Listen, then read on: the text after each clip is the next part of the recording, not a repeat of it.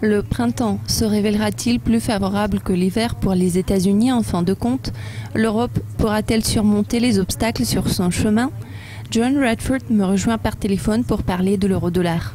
John, les minutes de la réunion du FOMC sont considérées comme étant les données les plus importantes de mercredi. Cependant, il se peut que le compte-rendu ne dise pas grand-chose, sauf le fait que la Fed reste patiente.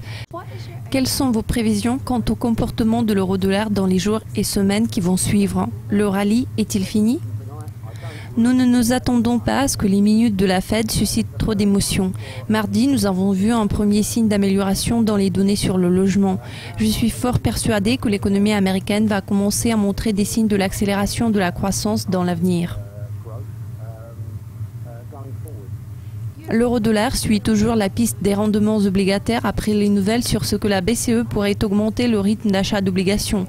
Vu qu'on anticipe moins de liquidités au cours de l'été et peut-être une solution de la crise grecque, quelle direction est-ce que cette paire de devises pourrait prendre dans les 3 prochains mois? Je table toujours sur la baisse de cette paire de devises. Je crois que nous pourrons voir le niveau de 1,1050 basé sur mon graphique personnel. Je suis mené à croire que nous allons sûrement tester les niveaux bas à 1,0850. La paire est susceptible de reculer davantage dans quelques prochains mois. J'envisage que la tendance à l'affaiblissement de l'euro va se poursuivre.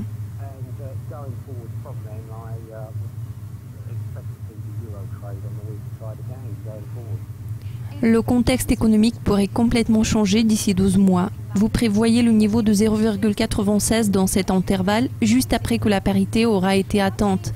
Qu'est-ce qui vous fait penser à ce niveau sur cette paire? Vous savez, je ne suis pas un grand partisan des prévisions à long terme. Cependant, je trouve que la Fed restera fidèle à son engagement à relever les taux d'intérêt au cours des 18 prochains mois. Nous avons observé une légère amélioration en termes de données européennes. Je crois qu'à un moment donné, nous verrons la parité entre l'euro et le dollar. Pourtant, il ne faut pas oublier que la BCE va poursuivre son programme d'assouplissement quantitatif tout au long de 2016. Puis après, nous aurons des élections au Portugal. Même si c'est un petit pays, il pourrait quand même poser un certain problème pour l'euro. Je suis sûr que nous verrons une parité sur cette paire. Et puis, il faut garder à l'esprit que des fluctuations de 3 à 4% sont également possibles. John, c'était un plaisir de discuter avec vous. Merci. Nous vous tiendrons bien au courant de la réaction des marchés à ces minutes. Restez à l'affût de tout ce qui se passe sur les marchés financiers en suivant les mises à jour régulières sur Dukascopy TV. À très bientôt.